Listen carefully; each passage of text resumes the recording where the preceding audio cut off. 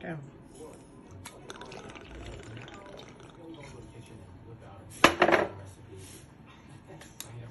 Welcome to Joe's Atmosfere.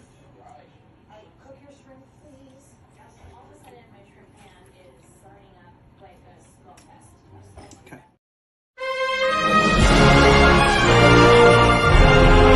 Yeah, there you go. Like that.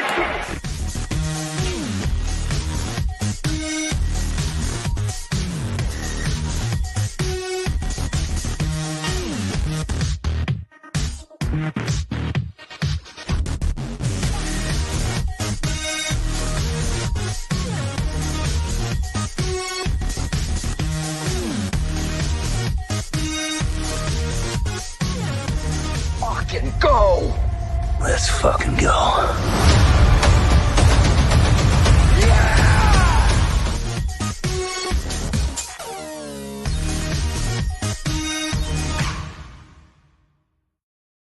All right, welcome aboard, folks. It is time for State of the Atmosphere. Tonight, Disney Star Wars Nukes Rey movie. What the hell is going on over there at Disney? We got several things about their properties, including the MCU, and, of course, a check-in on the show's girlfriend, the Sweeney Spot. All that and more tonight on State of the Atmosphere.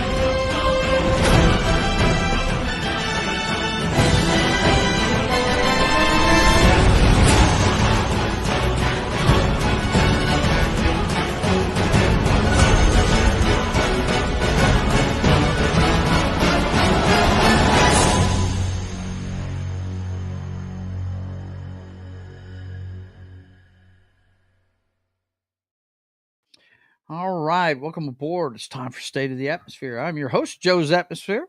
And as usual, I'm joined by my co-pilot, Knock. What's going on, man? Hey, bud. How you doing? It's a good week. Good week. Broncos destroyed the Falcons this weekend. It was glorious. I mean, if it wasn't for the friggin' Detroit Lions dismantling of the Jaguars, you would have been the story of the weekend, wouldn't you? God. Yeah. And it was awesome. Yep. And signed a lease today for a new apartment, so I move in February 1st. Rock the house. That'll work, man. Independence, so there might be a chance of a full computer setup and all that good stuff. I'll have. We can actually see your face again at some point. Yeah. Have an actual studio corner where you can put memorabilia you've got around you and stuff. Exactly. Man. Yeah, I got all this stuff in boxes, man. My poor PC that was built last year has been in a box since. If you guys don't know the lore, he's been moving back and forth from his job. He works close to DC, and he does not live there right now. He's got a long commute right now, but he was close to there for a little bit. But then he had to move back home with his parents. Closer. I wouldn't say necessarily close, but closer. Right. But closer. And now I'm moving to closer, like I was before. So fantastic. That's awesome. I am so happy for you, man. That's great. Let's check in with the chat. Well, of course, you know who's here first. Everybody knows who he is. If you don't know his name by now, you're just not paying attention, folks.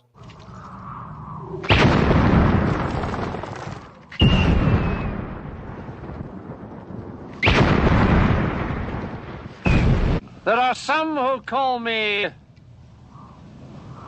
Tim. Tim, man. He says, yeah, what is going on with Disney? And Das Wolfen says he's running late. He's got the grandkids. I saw your text, buddy. He'll be here in a little bit. Tim also says, and Colin Chilvers died yesterday. he did the special effects for Superman and a lot of other films. Really? Did not know that. I'll have to look into that, man. Yes, believe it or not, Knock has a face. He's been on camera plenty of times. Yeah, It's you just just he gotta go doesn't back have a a year. setup for That's that all. right now. Yeah. I have a very very crummy laptop camera right now, so That's why he's I not don't feel on. like using that. He's not hiding. Trust me. He likes being on camera. Matter of fact, every once in a while he'll dart his face in there right at the end of the show when he has to use the bad camera. Das Wolfen says, "No, the story of the week is the Chiefs losing. Everyone is calling them washed. They will."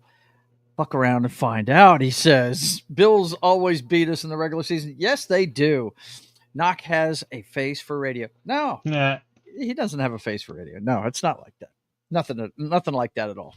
I was told by some guy before that I had a voice for radio. So screw you, Tim. Yeah, that's it. He does. Actually, who was it? It was Culture Casino was on the show one time and complimented him on his voice. Yeah, he said he needed to get into that. Yeah. But anyway, let's get going with the show this week. And like I said, we'll have people come in and out, I'm sure. But you know how we always started off. It is time for the pop culture update. If I can find the damn, there it is. Let's fucking go. Let's fucking go.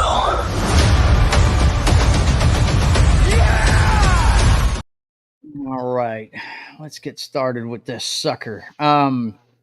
Of course, you know we always start off with the box office numbers. They weren't that great this week. Let me see, where do we have it here? Right there. Go ahead and add the sound in case we want to play some sound on something later. But here you go. We've got the number one movie this week was Red One, and I guess because everybody knows it's a Netflix movie and it'll be on Netflix pretty quick. Not many people want to see it. It's 32 million. But I think this one's a little early, you know? Yeah, I feel like that's not bad for just something that's super early. Yeah. And but you know, Venom Last Dance, everything else is single digit millions. Venom The Last Dance has been out for a month and it was second with 7 million. The best Christmas present ever. I'm still scared of that title. 5 million. The Heretic, which is a horror movie. I don't understand why you put horror movies out after Halloween. I don't get it. We're getting into, well, I tell you something else I don't get, and we'll get into it here in a second, but Wild Robot rounds out the top 5 with 4 million. But is it me, or is everybody getting ready for Christmas already way before Thanksgiving? Well, yeah, commercialism, bro. Yeah, but I mean, it seems to be getting earlier and earlier every year. Yeah, it's always been the bro. tradition at my house anyway. You don't put up the tree until the Friday after Thanksgiving. Yeah, you know, commercialism, bro. I guess, bro. I guess they're gonna get all that going, right? Good to see you, Low Spec. Good to see you, man. And Parrot Head is in the house as usual. Check him out. So I'm actually taking next Wednesday off, so I might be going to do that double feature. That day. Are they going to be open? Yeah. Both of them open this weekend, don't they? We're going to talk about it. I love the way Parrot Head uses emojis. I don't know where micro penis Jed is. I don't know. Okay, bud? I just don't know. That's what he's saying when he's asking that. All right. No, I did not decipher that. Okay. I'll remember that. That's what he calls Jed. He messes with Jed. He calls him that. But anyway, yeah, keeping with the box office theme. Hollywood Reporter has this story here. Box office Red One lowers U.S. opening to 32 million, and Gladiator 2 scores record 87 million overseas debut. So it's doing good overseas. The fuck? Huh? Why are they getting it first? Some of these movies do that. They'll open early to pump up the numbers. Usually, it's movies that are going to be bad that do this.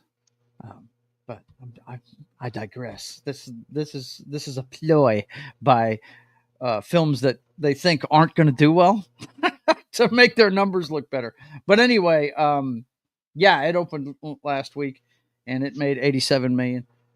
It's rolling up on 100 million, I think, right now, worldwide. But as Knock was talking about, he said he's off next Wednesday and he might do the double feature. Well, look, Thanksgiving's going to be huge for box office. Box Office Hollywood cooking up record-breaking Thanksgiving feast with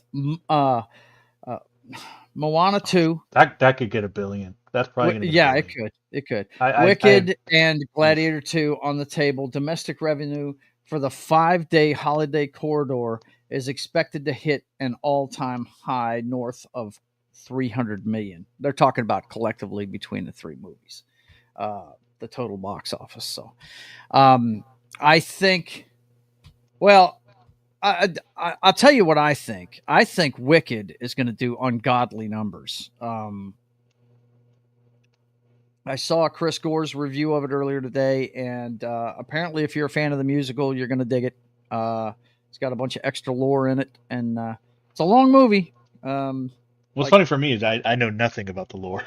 Yeah, right. Yeah. Well, I know the basic stuff, but like, yeah, I'm going for the singing. That's yeah, really and all I'm going for. guess what? They say if you dig musicals, you're going to dig it. If you don't like musicals, don't go see it because it is true to the musical. Now, to let you guys know a little bit about this, that Broadway show is 25 years old.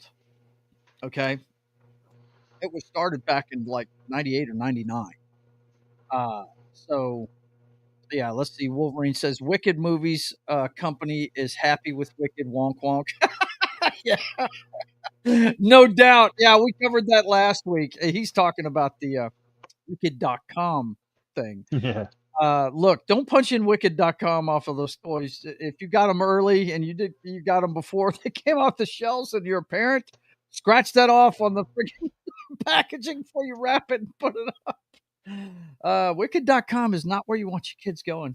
That's a collectible now. That's literally going to be it's going to be collectible. huge. Yeah, from what I understand, they're already going on eBay for a bunch of money. So, but huge. Yeah, huge. I got to get that friggin' in the film library here, don't I? But yeah, between these three movies, look, Wicked's going to do a ton of bread. And there's going to be people go see Gladiator, I think. I'm not going to see that one. You guys, if you've watched the show, I've already given you my reasons. It looks like rehashed, just yuck to me. But and I heard one reviewer say it's sci-fi level CGI. The special effects aren't good, so they said it was video game quality shit. So yeah, I'm just not hip to the Gladiator. Did not need a sequel. The man died at the end of it. Fuck it, But Knock, you go see it and you give us a review of it, man. Because I think the plan is I'm going to go in the morning. Not morning, but like the late morning and watch the first movie at like 11:30ish, and then the second movie after that. So I'll be back before dinner. Yep. But big Thanksgiving. What's funny to me is after Thanksgiving, though, there's not a lot coming out that's gonna. Christmas isn't gonna be a big time. It's really not. I don't think. And it's really strange the kind of movies they have coming out for the Christmas era, because the biggest movie coming out in December is Nosferatu, the vampire movie. That's a niche.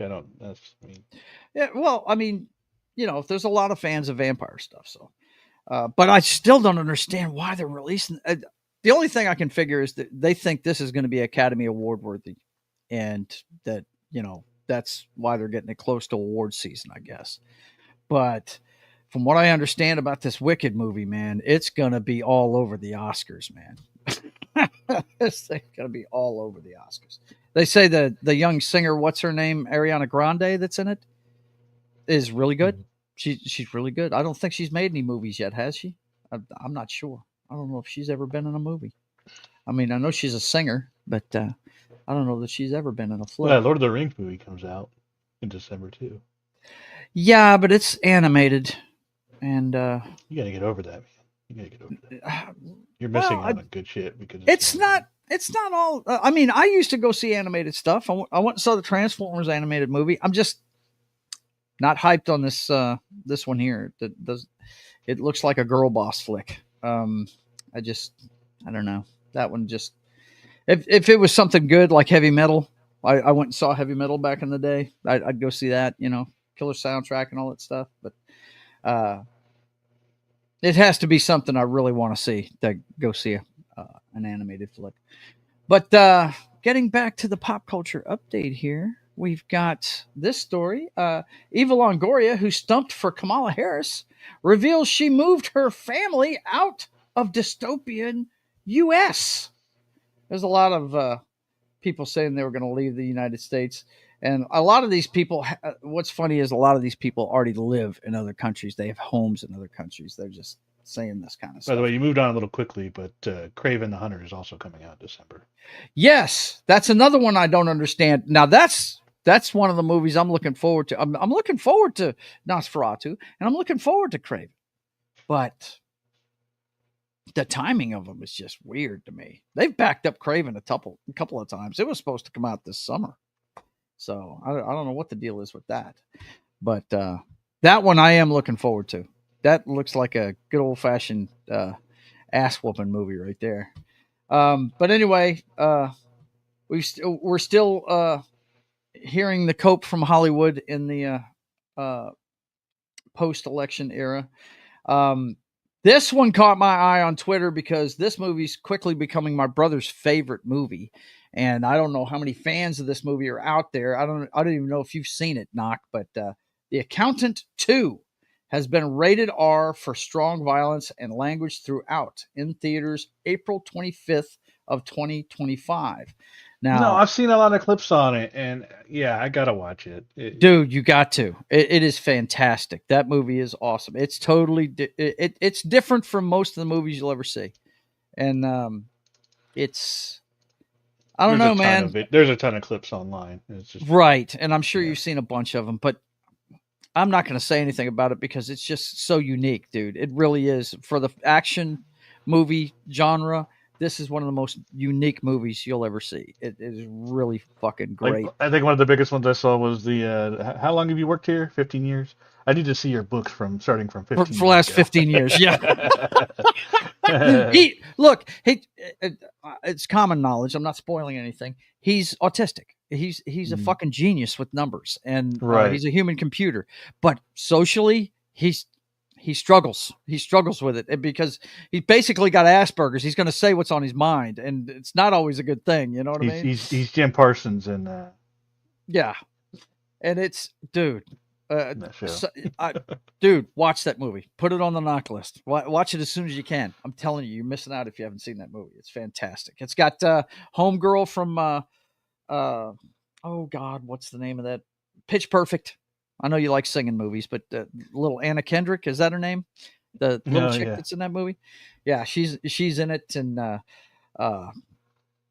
Punisher. What's his name? Barenthal. He's in it too. Yeah, it's a good movie. You need John Lithgow's in it too. He's one of the characters in it. Really, really good cast. J.K. Simmons is in it. He plays an FBI guy. No, Treasury guy. By the way, have you watched the Planet of the Earth, Planet of the Apes movie yet? The Planet of the Apes movie, the newest one. Yeah. Yes, I did. I did watch it because that was on Disney Plus as well. Yeah, I saw that one in theaters, but I didn't go to the theater to see it, but I did watch it back then because I am a fan of the franchise. I'm a huge fan of the franchise, and I did enjoy it. Enjoyed it a lot. But I saw it was on Disney Plus as well, so I might have to watch that. Just put it in the background. Oh, you haven't seen it yet? No, I went to the theater. And you went to the theater to see it? Yeah, yeah. But I just saw today that it was on Disney Plus as well. I forgot that they added it a couple weeks ago. Yeah, I didn't really understand the end of that movie, but maybe they were seeing, Charlton Heston's spaceship in the sky or something. I don't know. It was probably knowing the franchise. It was probably a satellite or something they were seeing, or an old space station or something. But yeah, I thought it was a good movie. I really did.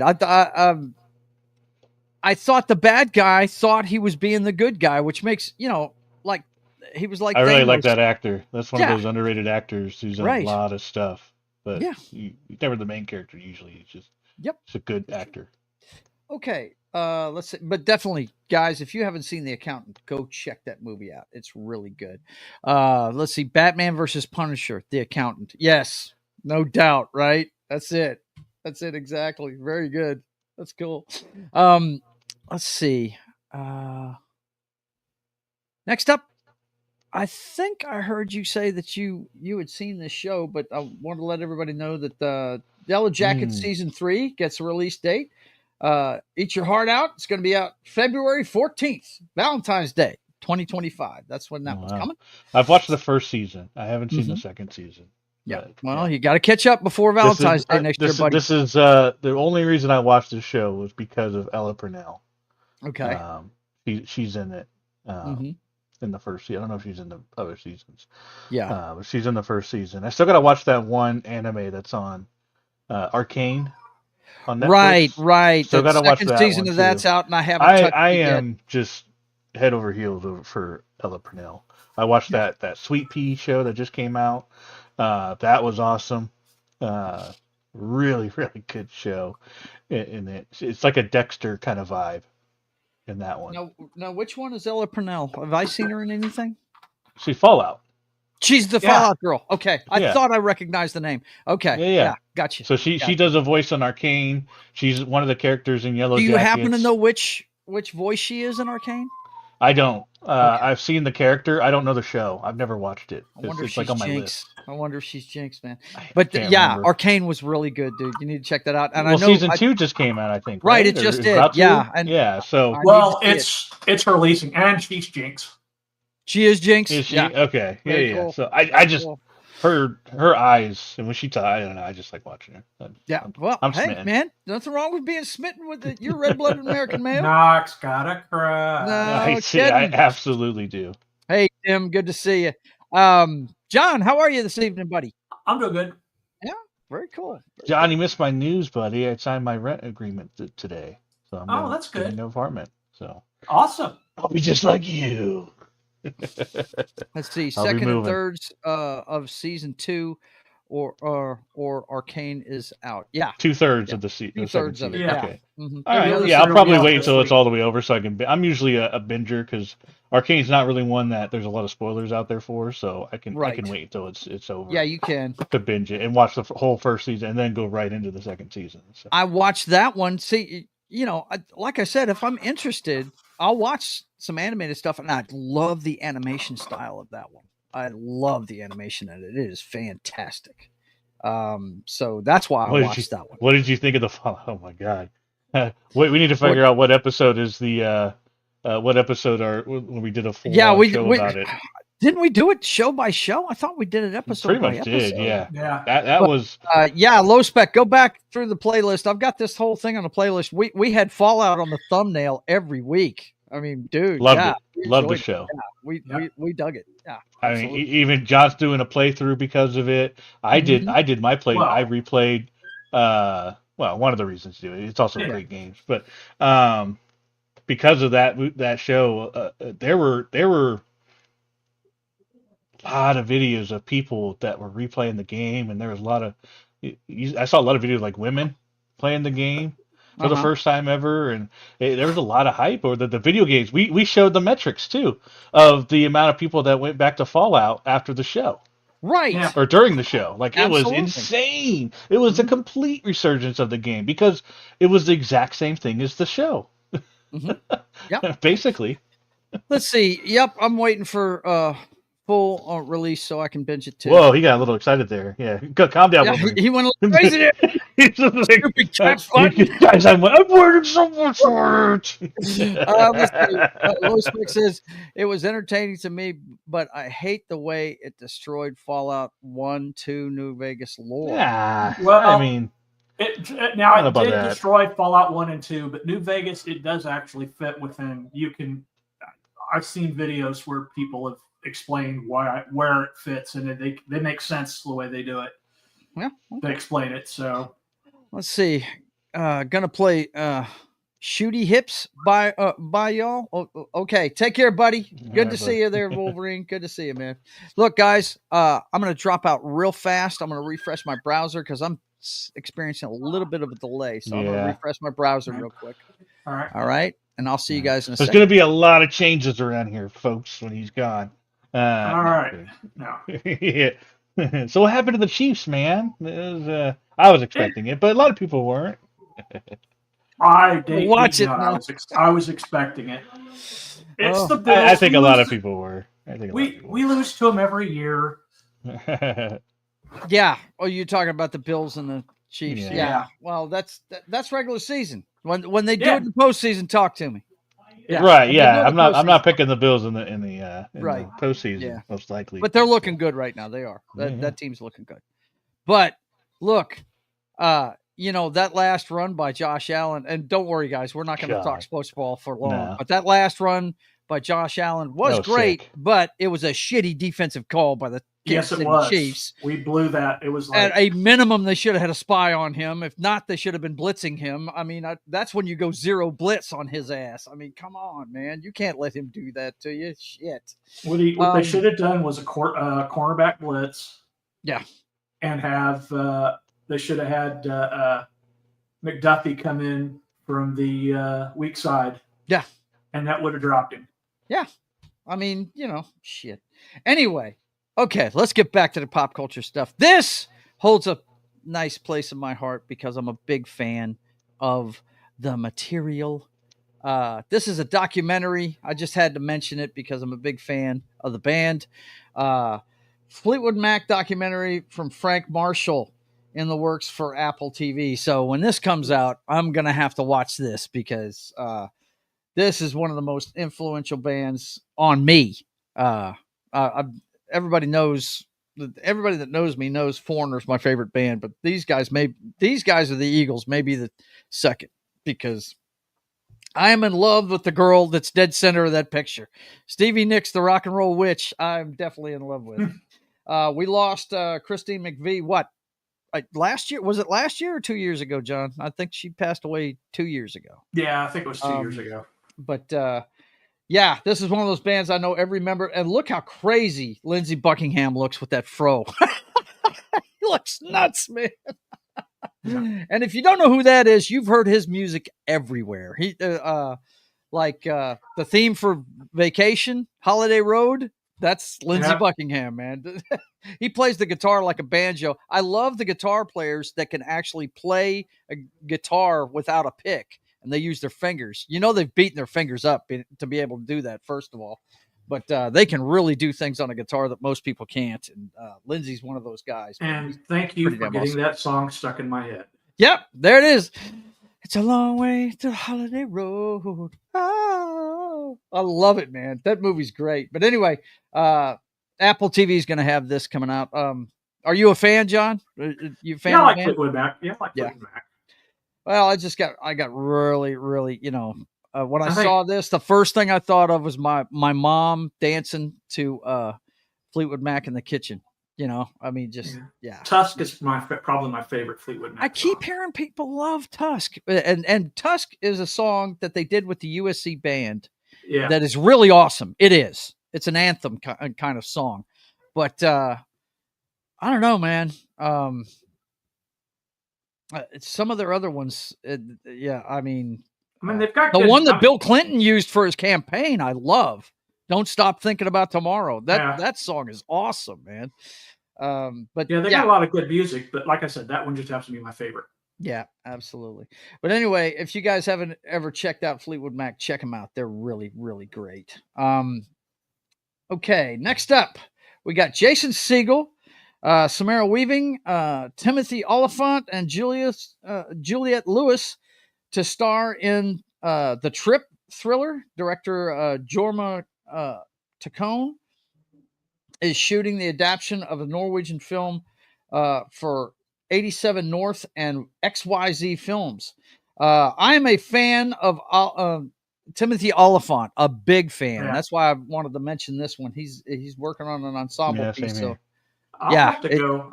I'll have to go check out The Trip, the original Norwegian, because I like a lot of Norwegian movies. Yeah. Mm-hmm. It's supposed to be a thriller of some sort. I'm not sure what the subject matter is, but look, anything with Timothy Olyphant, I'll watch it, man. I love the guy. I think he's way underrated. I think he's awesome. And of course, I know, Knock, you must have been really overjoyed to see him in The Mandalorian, right? Oh, absolutely. Yeah. Didn't he And play he's the alive. town sheriff in one of the towns he went to? Cobb Vance. Oh, yeah, he's Cobb Vance. And he's alive, too. Yeah. Very cool, man.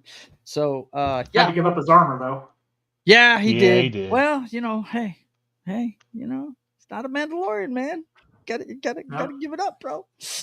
It is the way. You know what I'm saying? Yeah. Anyway, so yeah, we got that going on, and then Josh O'Connor joins Steven Spielberg for a new sci-fi movie. What caught me about this, I don't even know who this dude is. I don't either. But Steven Spielberg's new sci-fi movie sounds good to me. Because every time he makes Emily Blunt and Coleman Domingo are among those already cast in the Universal production. I'm not sure what this is about, but it says here it'll be his first tentpole production since 2018's Ready Player One. And David Cope, whose previous work with Spielberg includes scripts for Jurassic Park, Lost World Jurassic Park, War of the Worlds, and Indiana Jones. I wouldn't claim Red flag. Don't claim that one, brother. But anyway, look, anytime Spielberg does science fiction, I dig it. Ready Player One, I enjoyed. I thought. Yeah, waiting on Ready Player 2. Oh, right? Yeah. And I wonder if, I just wish they'd have put more pop culture references in it. Yeah. They put quite a bit. I think my favorite one was they have to pay for all that. I mean, right. I know. There's only so much they can do. Yeah. There's only so much, but I think my favorite reference was the Mecha Godzilla. I thought that was fucking cool as shit. That being an ultimate weapon kind of thing. That was cool. The book was pretty spot on to the book. That's what I appreciated. Yeah. Yeah. It was a good movie. I enjoyed it. I did. But not only that one, I mean, some of his previous work, I mean, back in the day when he was just getting started was really good. I mean, E.T., it took the world by storm when it came out. And the one before that, Close Encounters of the Third Kind, is one of my favorite movies, man. I love that flick. I think it's completely awesome. So yeah, I hear Steven Spielberg and sci-fi. I'm all about it, man. It looks, I think. Kay. Go ahead. I said hi, Kay. Oh, is Kay in here? Yeah. Let's see. Jed is feeling under the weather, so he will not be coming tonight, guys. But I thought I'd come by and say it's good to see you, Kay, and you tell him we hope he gets better. Okay, let's see. Next up, we got some video game news here. Star Wars Outlaws barely in the top 250 of most wish-listed upcoming Steam games a day before its release on Steam. So this is not looking good for that company at all. They've already nerfed it too. Yeah, that's what I understand. Because they did have this thing where it was like it reset if you got caught, like a forced stealth thing. Right. They got rid of that. Now people can just blast. They were trying to keep people from getting in fights in the game. Really? Yeah. I think we've all seen the glitch footage of this game. It's a glitchy nightmare. So I don't know. Did you ever play it at all, Knock? I know you're a big Star Wars guy. So no, I was waiting until it got down to like $10. Yeah. Well, I'm sure it's a single player game. It's not going to take long for it to go down in price. No, it's not. Yeah. And Ubisoft games are always down to like if $10. the Steam release doesn't go well, then yeah. Either that or it'll go on PlayStation Premium. Right. I'm waiting for it to hit EA Play, and then I can play it. Yeah. I don't do EA Play. Only when the new football game comes out and you can play it 3 days earlier. So. Yeah. I have EA Play through because I have the PC Game Pass. Yeah. Oh, that's true. Yeah. Gotcha. So I get EA Play and I get stuff from Ubisoft. Well, this is kind of cool. I just got an email. I just got an email for GalaxyCon next year. Clark Gregg is going to be at it. I want to meet Gregg. Agent Phil Coulson. Phil Coulson. Oh, yeah. really? Very Yeah. nice. So I'll get to meet him. He's married to an actress, right? I think he's married to an actress. I'm not sure. I don't know. But yeah, Phil Coulson, kick ass. They just announced that he's going to be there. So yeah. It's funny. Me and Rhonda are rewatching The West Wing again for like the third time, and he's one of the FBI guys on that show, pre MCU. Yeah. Apparently he's in Snowpiercer too, which I've been watching. So he's in the series Snowpiercer. Apparently, or either that or the movie. I didn't see. It just said Snowpiercer. Probably in the movie. It might be the movie. I haven't actually watched the movie. I've been watching the TV series first. So I've seen the movie. It was good. Yeah. It was interesting.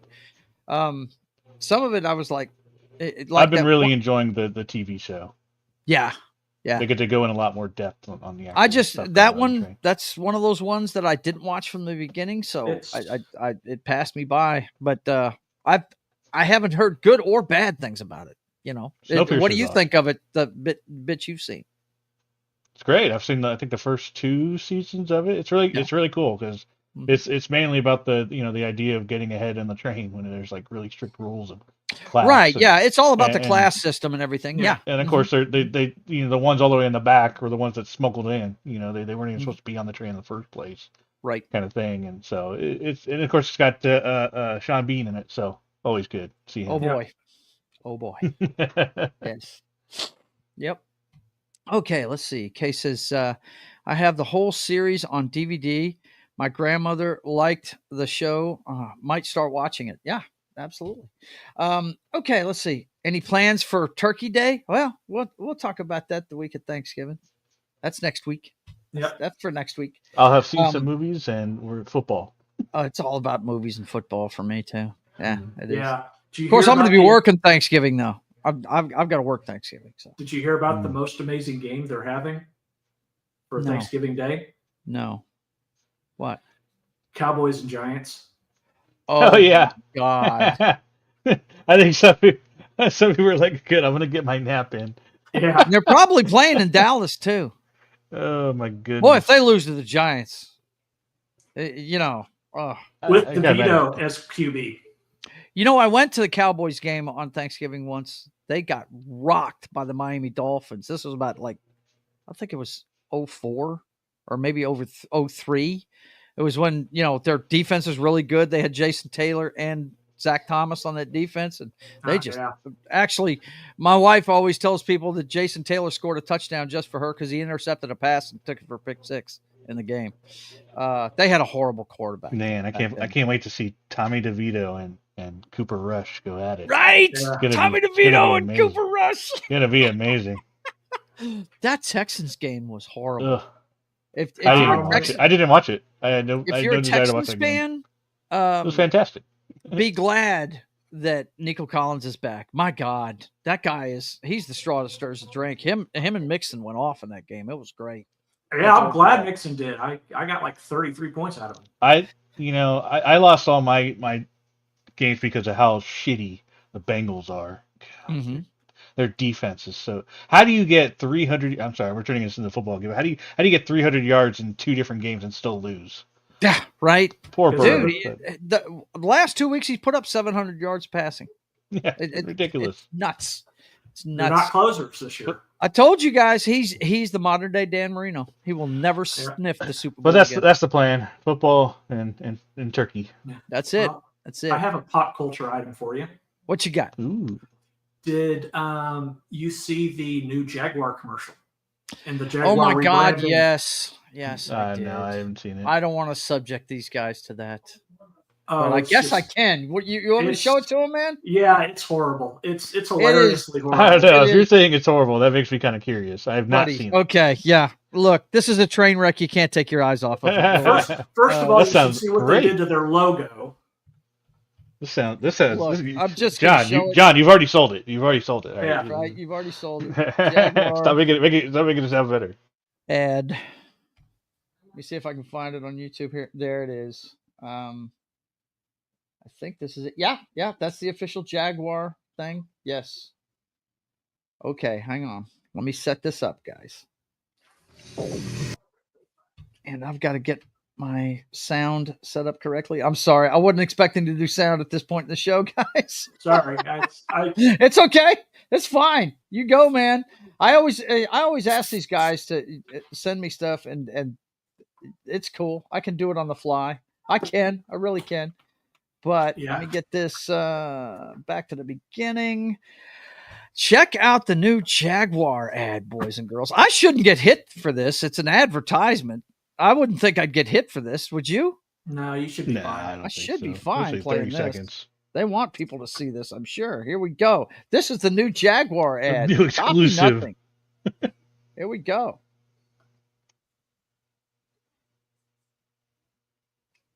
Create exuberant. Oh, yeah. Did I not? No. If there is, I mean, I'm sure there's a masterpiece going on right now. Yeah, it is a masterpiece. Well, I've got all the sound set up right, but I guess I need to redo it. Okay, let's redo it. Don't stop thinking about tomorrow. Don't stop. It should be here. We'll sing the song. It's only 30 seconds. Here we go.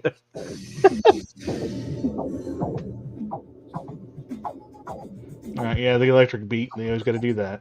Yeah. Mass Effect Club. Live vivid. Delete ordinary. Is that guy trying to be Andy Warhol? Break molds.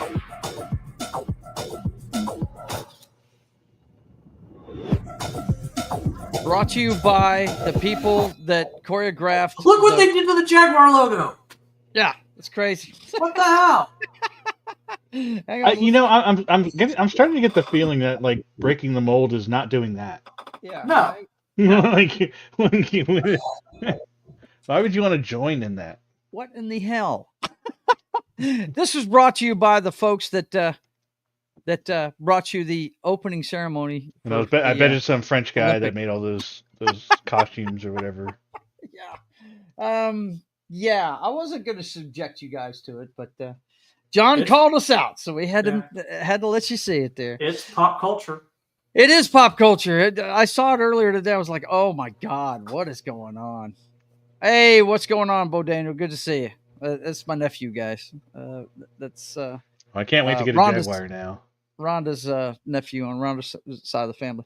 Yeah, Jaguar. What did you do? What are you doing? It's a bold move. Let's see how it works out for him. Okay, another video game news. And another black eye for Sony. Did you guys even know about this game? I didn't know about it. I saw it, but I saw it in GameStop or something. I was like, why? Lego Horizon Adventures debuts to even less Steam players than Concord. Nobody asked for this. No. I mean, Lego. I don't know. Legos has just started to just make games for the sake of games. Like nobody wanted this. This was not something. This is not something anybody wanted. Yeah.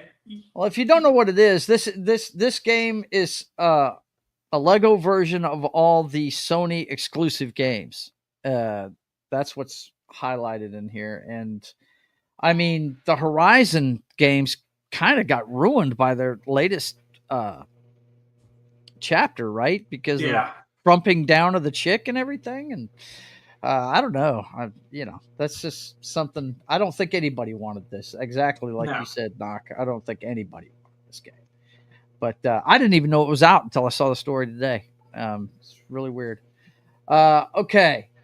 Clint Eastwood's Juror 2 set for max premiere date. The max premiere date is going to be December 20th for his latest movie.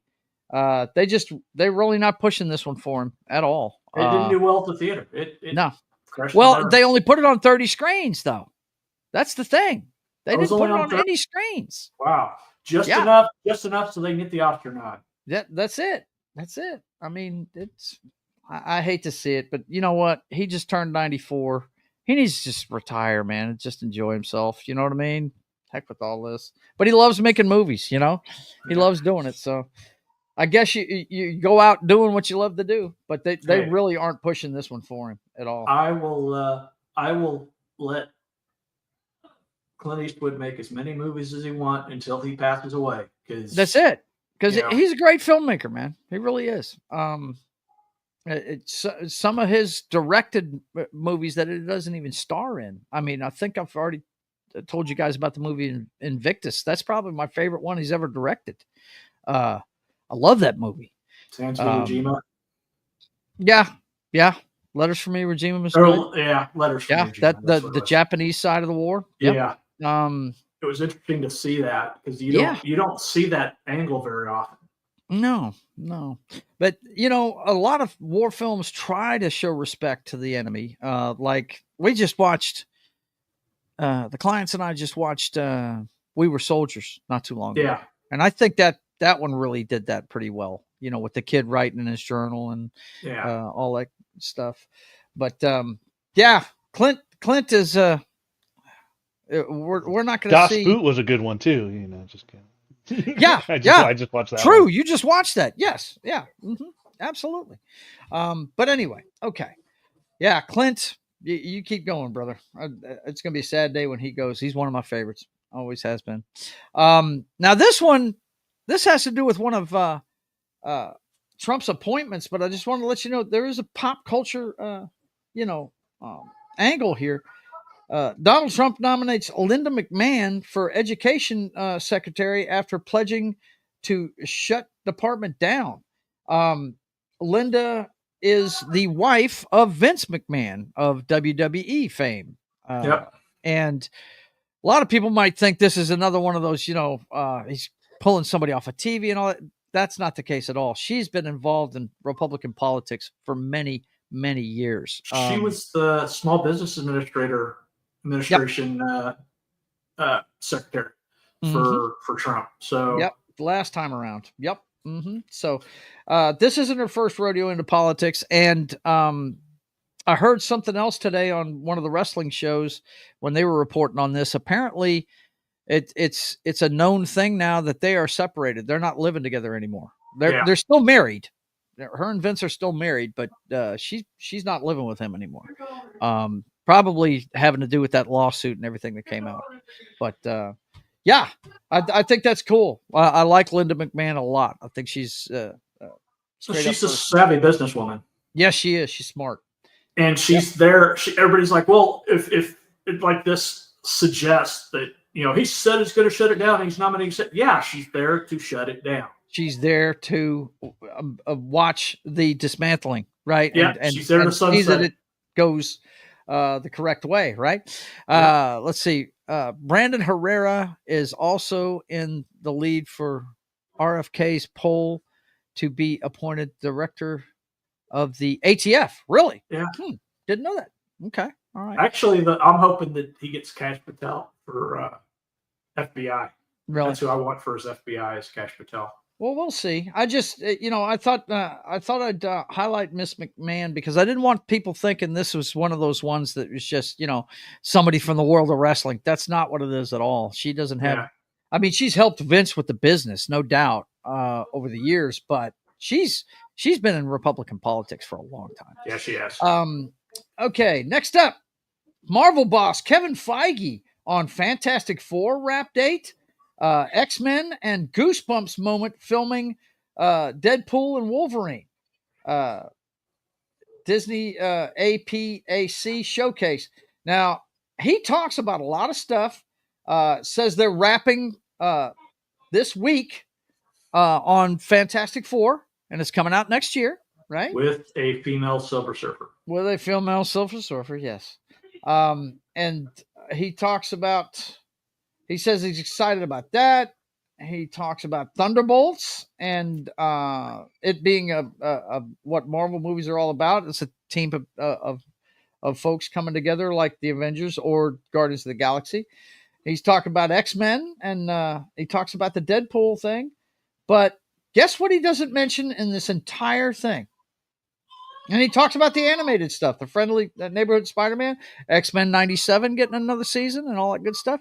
But guess what he doesn't mention in this entire thing? Oh, there's a lot of stuff he doesn't mention. He doesn't mention Captain America. Yeah, he didn't mention that at all, not once. So I found that very, very interesting. Now, the female Silver Surfer, Technically, it's comic accurate. There was a female Silver Surfer. We know this, but the thing that makes me question that one is Pedro Pascal as Reed Richards. That's just so miscast, man. It just doesn't fit. I just don't They think had the perfect one. Yeah, they did. One. John Krasinski. But I mean, John is getting up there in age, though. I mean, I can understand why you'd want to. He's younger than Pedro Pascal. He is younger than Pedro Pascal. That's the thing. I want to get somebody younger. You know what I mean, to play the part. But I'm just hoping they don't mess the X-Men up, man. Oh yeah. This could be such a great way to turn this thing around if they get the X-Men right, man. And please, whatever you do, Kevin, don't try and make Dark Phoenix again. Please don't do that. All right? There's many more stories in the arsenal. I mean, there's Fall of the Mutants. There's the Genosha stuff. There's Asteroid M. There's all kinds of stuff you can do, man. Don't do that one again, please. I mean, third time's the charm, Joe. You know. No. Don't want it. No. You can bring Sophia Turner back. No. Sophie Turner has moved on. She's going to be. Isn't she supposed to be Laura Croft? Yes. Yeah. Mm-hmm. That's more that no casting. No. Yeah, it's casting. But we don't have to worry about Sophie Turner showing back up in the X-Men too soon. And finally, How to Train Your Dragon teaser trailer reveals footage from live action remake. Apparently, Universal has decided to go the way of Disney and do a live action remake of How to Train Your Dragon. And it looks really good. This movie, I have never seen it. Oh, so I love it. I love it. I binged them. Huh? I binged them like about, I think it was a year or two ago. Okay. And they're great. They're great. Yeah, they are. I've heard nothing but good things. It's just one of those things that pass me by. You know what I've seen of the teaser. It looks fantastic, shot for shot from the movies. You're like, great. You know, everything looks right. Hiccup looks good. You know, everything's good. And then they get to Astrid. And then they get what? Astrid. The girl. Astrid, the white blonde, they turned into they race swapped. Yes. Oh, wow, really? Yeah. Okay. All right. The still alive. Well, yeah, and I think the biggest thing is because it's based off of Viking culture, so Norwegian, blonde hair, blue eye. Hello. Yeah, kind of, and that's a blatant, not right. blonde hair, blue eye. Right. So exactly. There's some pushback on that. I know you're not big on that, but some people are, man. And when it comes I don't. I'm kind of. The pushback to the pushback has been this is a fantasy film, but right. The elements that they're going off of is based on Viking history, so it's kind of like they want their cake and eat it too. So it's kind of like, are you going based off of that culture or are you not? Because that is culture appropriation, Yeah. If we're going by their terms, yes, basically. Exactly. Right. So it's kind of, yeah. So I don't know. I'm still going to, what's funny? We didn't mention it earlier, Joe, because Moana, while this Moana 2 is about to come out, they're working on the live action for number 1. Yes. Have you seen the pictures of The Rock? They put him in a muscle suit. So I think that movie is going to blow the other 2 movies out of the water. Now it comes a week later. You mean Thanksgiving? Yeah. Well, it comes a week later. So people are going to get their Wicked and Gladiator out of the way. But I think Moana 2 is crazy. Just a Viking through now. Justin Jefferson's a Viking though, Knock. That's true. Not that kind of Viking. Oh my God, that's too good. But yeah, Moana. Let me see if I can find that picture because I saw it earlier today. Moana. I did too. Let's see. How do you spell that? Oana. Well, I can't wait to hear the new hit song. If there's one thing they're good at, it's creating a song that is really, really good for a movie. Yeah. So I'm curious what the one will be for the second Moana. I don't think I'll go see it in theaters, but I'll definitely watch it when it comes out on Disney Plus. We don't have a local theater right now, so because it's being renovated. They got bought. And so but the cool thing is they're putting in like the recliners and that's better screens, and I think we might actually get we won't get I IMAX, can't but find we'll them, get guys, but look, you guys do a search yourself. There are some live action pictures from the set. They just got released. And let me see. It looks like he's in a muscle suit. Yeah, it does look like he's in a huge muscle suit. He is. He's playing a I god. I did find this one. This is another one. This is. Let me pop it up. He's also got a wig on.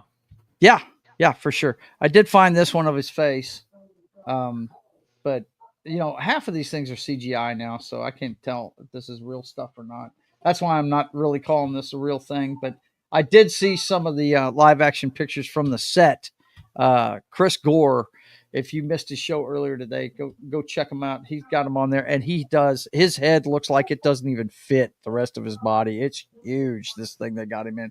And of course, he's got the necklace and he's got the tats all over him, just like the character and everything. It's really weird looking. But I'm sure they're going to clean it up with CGI. They're going to do that for sure. But so you got that coming. But that's it for the pop culture update. So you know what time it is, boys and girls. It's time for us to check in on the girlfriend of the show. And if you don't know who that is by now, you're just not paying attention, boys and girls. No, you're not. I hate this. I have to click off every other thing before I get to it.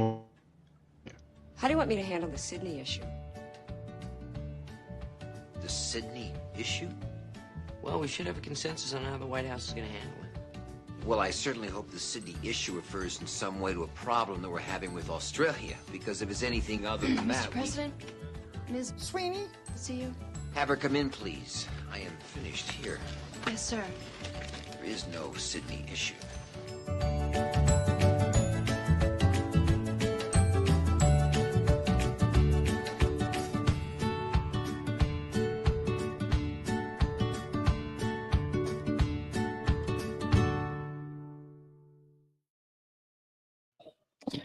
Yep, Sydney Sweeney. Let's see what's up with her this week, guys. Well, I told you about the Vanity Fair article about the new people in Hollywood, the 31st edition and everything.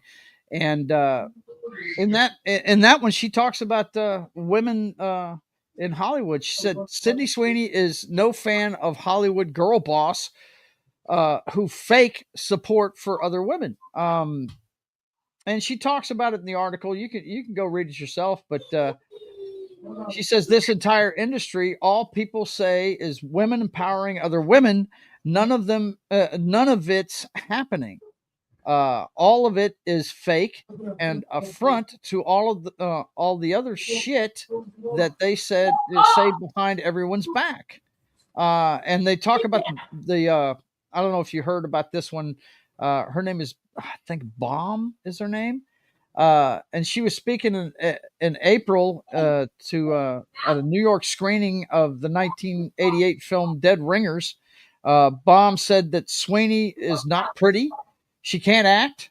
Why is she so hot? This is what she said about her back in April. And Sweeney's team swiftly hit back, lamenting that woman in the position to share her expertise and experience chooses instead to attack other women. And this is the kind of thing she's talking about. They say one thing to their face and they do something totally different on the side. And and this one thing I like about her is she's not leaving her career up to those people. She's doing it on her own. And that's one of the things I really like about her. How you doing, Keely Chow? Good to see you, man. Oh, what's going on? We're checking out the girlfriend of the show. You know what's up. You know what time it is. We're getting our ducks in a row, buddy. We're getting the ducks in a row. But definitely give that a read. That's from the Vanity Fair article. And this caught my eye on Twitter. Apparently, the internet is saying the same thing about Sydney Sweeney and Sydney Thomas. What they did was they put them up. Which one would you rather hang out with? Now, Sydney Thomas, if you don't know, she's the one that everybody was noticing. She was the ring girl at the Tyson Jake Paul fight, and that's her on the right. But they put them head to head in a poll, and yeah, as you can tell, Sydney Sweeney, she won out. Some of the comments on this thing were natural beats fake every time, you know. And then this guy put up the gif of her messing around with her bra and everything. I mean, everything is definitely leaning towards Sweeney, but it's going the distance. I mean, I thought it was neat. I prefer the natural product. Yeah, that's what everybody's saying. Yeah. And me too. But as if we didn't need another reason to dig this chick, she gives us another one. Guess what? Hollywood star Sydney Sweeney wants to do this after euphoric ride with Ryan Blaney. Says, well, what she's talking about is she said she needs to make room in a garage for a NASCAR. She actually got in a NASCAR with the help of this guy. What is his name? Ryan Blaney. Got her in the car, and they put it up on Instagram. She got to drive it, and she had a good time doing it, for sure. But she said she has to make room in a garage for a NASCAR now. You know, as if we needed another reason. Let me put the sound on. There we go. She's driving NASCAR now, guys. As if we needed another reason to dig this chick, right? Yeah. Come on. Yeah. So that was her Instagram post this week. She wants to get a NASCAR for her garage. Thoughts, gentlemen? Are we in love with her some more? What's the deal? Pretty. I mean, I'm not a big NASCAR guy, so it makes no difference to me. But well, a lot of guys are, man. They a lot of guys have oil running in their veins. They like to work on cars and all that good stuff. I'm not one of those guys either, but my good buddy Dallas, man, he watches NASCAR religiously. You know, just in case you guys don't know the lore behind NASCAR, it started off races between bootleggers running whiskey, and a Southern sport. Matt, Small Time Republic, says Sydney versus Sydney in mud wrestling is the only way to sort this out. Yeah, that's what I'm talking about. Yeah, let's do that. But yeah, I thought that was cool, man. She got to drive in a friggin' souped up NASCAR. That's awesome. Mm-hmm. Yeah, pretty cool shit. But anyway, that's the look in on the girlfriend for this week. She's still got the boxing movie coming out. She's got a bunch of oars in the water, man. She's got a bunch going on. But anyway, I think you want to go to the main story or do your reviews first, man. What do you want to do? You want to do the reviews first? We can do the reviews. Okay. All right. Well, in no particular order, I just put threw these together. We're going to start with John's one of his top 5 favorite movies of all time, Battle Beyond the Stars. It's another take on the Seven Samurai story. There's been several versions of this done over time, and this is one that I enjoy. It's probably, I don't know, John, would you say that production-wise, this is probably the best one that Roger Corman ever made? I mean, yeah, I think it is. Yeah. Well, Roger Corman was known for being a big B-movie guy, and he pumped out movies. God, what 6-7 a year? It's craziness. But what did you think of it, Knock? This is probably the least of the 4 for me. It was fine. It's a pretty standard story that I'm used to. That you go get the mercenaries to help defend against the bad guy. It's pretty typical. Yep. We just saw that last year with or actually this year, right? It was it the beginning of this year? No, it came out last year, didn't it? Around Christmas. It's probably not one I Rebel watch Moon again. Yeah. Mm-hmm. Giant nutsack ship? No. I always see boobs. That's what I see. I see boobs when I look. That's what it is. It's a female ship. Yeah, it's a female, bro. all ships are female. Don't you know that? But yeah, I mean, you probably have never watched this show, but the guy that's the main character, he was John Boy on the Waltons. His first name's Richard. What was his last name? I don't remember. Don't remember what that actor's name is. Let's see. I don't remember what it is neither. It's Richard something. Richard right Thomas. there, Thomas. Richard Thomas, yeah. Mm-hmm. But the actors that are in it, man, George Peppard was in movies forever. So was Robert Vaughn. He was in a bunch of movies. John Saxon is in one of my favorite movies ever, Enter the Dragon. He's one of the martial artists in that movie. It had a good cast. Yeah, it's probably one of the better casts that Roger Corman ever put together, man. But yeah, I can understand where it didn't hit with you. But back then we didn't have many of these movies, so it was pretty cool to us. I thought it was cool. But okay, let's see what's the next one he watched. Oh yeah, The Last Starfighter.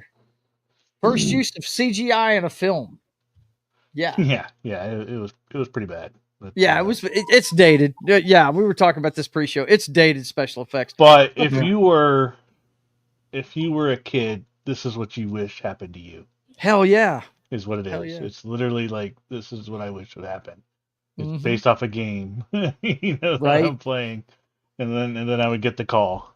Yeah, that you're being recruited. It's literally what it is. Like, everything is set up for this one kid to win everything. So, to be the hero. So that's it is good. It's good. I liked all the actors and actresses in it. I couldn't get over the shitty animation though. If they ever do like a remaster of this, maybe they'll just like this redo movie. all the shots. I feel like they could remake. They could remake this and do the special effects, but they got to find a fine ass chick to play his girlfriend, because I was in love with that girl. Her name is, she wasn't in much stuff, but I remember her from this and Night of the Comet. Catherine Mary Stewart. Yeah, that's her. She is a babe. Tell me who you thought she was when you first watched. Well, for a second there, I knew it was Amanda Peet. It's just her with the hair. She had the brown hair, or the light brown hair, and then it was longer. So and she was younger at that time. So to me, it looked like Amanda Peet. Well, Lance Guest's his star never really rose. Robert Preston, though, the guy that plays Centauri, he has been in movies forever, man. And he's a Broadway guy too. He can sing, dance, all that stuff, and he's always been a really good actor. The rest of the cast was kind of normal, but the two guys that stand out were Robert Preston and definitely the guy that was the co-pilot. Was that this? Where is he at? Greg, Daniel. Yeah, Daniel Halloran. Yeah, he showed up in a bunch of horror movies too. He was in season of the Witch, the Halloween 3 movie. But he's great as his navigator. Didn't recognize him underneath all that makeup, man. But I mean, if this got remade and they updated the special effects, absolutely. I'd be game for them remaking this. I really would. But you gotta get a hot chick. I'm sorry, you just got to. That's gonna be hard to match. But this is what every kid wants to be. I like how he says that game was supposed to go to Las Vegas. Right? So it's not even supposed to be out here. That's some trailer park in the middle of nowhere. That was good. Yeah. I dug everything about this movie, and like I said, those of us who are a little older, we hadn't seen stuff like that before, so it means a little bit more to us. But, yeah. Now, talk about not recognizing somebody in makeup. Enemy Mine is one of the best sci-fi movies, and we're talking classic sci-fi, science fiction movies.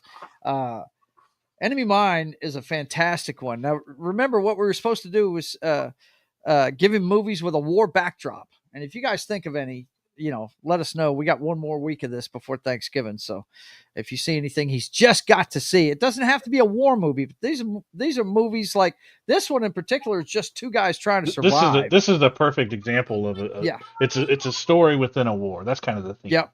Mm-hmm. Not really about the war itself. So I'm not looking for like World War II movies. Yeah. Straight up. I mean, we did Das Boot, but I mean that was more about the situation more than the war itself. They didn't actually really participate as much in the war itself. No. But tell us what you thought of Enemy Mine. Dennis Quaid at the height of his powers. Yeah, for me, one of my favorite movies, and it'll always be one of my favorite Dennis Quaid movies, is what is it called? It's failing, It's the one with the global warming. Oh my God! The Day After Tomorrow. The Day After Tomorrow. Yeah. I kept like in my head. I was like the end of tomorrow, and I know that's not right. No, so I was like, what is it? It's the Day After Tomorrow. For whatever reason, that's always the movie. When I think of Dennis Quaid, that's the movie. I watched that movie so many times. I love that movie, and so, but that's what I think about whenever I see Dennis Quaid, in that one. And so, no, I enjoyed this movie a lot. I was not expecting the kid at the end. Yeah. Actually, it seemed like a long movie. A lot happened in this movie. It seemed longer than it actually was. It's kind of weird. No, I really enjoyed this one. It's a classic. They have to work together to survive kind of thing, and they end up learning more about each other. And but Dennis is always going off on him, like every other scene. You know what? What are you gonna do about it? Kind of thing. But Lou Gossett Jr. is an Academy Award winning actor, dude, and you don't even recognize him underneath all that stuff. He won an Academy Award for a movie called Officer and a Gentleman. He plays a drill sergeant in it, and he is just fantastic in that movie. But I don't even recognize him. You don't. It's kind of like what I was saying about the Penguin. You can't tell that's Colin Farrell underneath all that stuff. He doesn't even talk like him. Same thing here with Lou Gossett Jr. He put on a hell of a performance, and it's a classic. And now I think you understand why we're a little skittish about them remaking this movie. They're supposed to be remaking it right now, and I'm like, I don't know if we need to do that. They kind of knocked it out of the park the first time they made it. You know what I mean? If you guys have never seen Enemy Mine, it is a great story about the fact that, even though we may be at war with somebody, all of our goals are the same. It's just to take care of ourselves and our own people and stuff like that. We've all really got the same goals. Kind of like Kennedy said, we breathe the same air, right? Yeah. It's a great movie, man, because they are staunch enemies at the beginning of it, and by the end of it, Dennis Quaid is totally on board with him and his offspring and everything. And it's a great movie. I love that one. And the last one, I knew you were going to dig this flick, man. I think you were a little skittish about watching this one because of the TV show, but now you know why they made a TV show after watching this, right, man? Yeah. Why would I have been skittish about this one? Well, I'm just saying. I just didn't know about it. I didn't know it existed. Yeah, you didn't know that was based on a movie, right? Yeah. It's actually, I think it was a novel first, wasn't it? It's a series of novels, yeah. Yeah. And Robert Altman, he's a classic director from Hollywood. This is his signature movie. This is what everybody remembers him for. MASH is just one of the funniest damn movies you'll ever watch. The drafted doctors that don't even want to be in a war, trying to speaking truth to power, if you will, or whatever, but they totally aren't down with the army ways and stuff, and they're a bunch of rogues, and it's very funny. There's one character that didn't make it to the television show, and it's because, and I had to explain this to Knock earlier. It's because his name is actually slang for a black person. The character's name was Spear Chucker Jones, and that's slang. I mean, it's really, a black person would have been mad at you for calling him that. You know what I mean? Back in the day. So, That's why he never made it to the TV show. But Tom Skerritt's in this when he was young. Of course, Elliot Gould and Donald Sutherland is the classic pair. Hawkeye and what's Trapper, John. Trapper John. Yeah. See, I was about to say BJ Honeycutt. He comes. He was later on in the show. In the TV.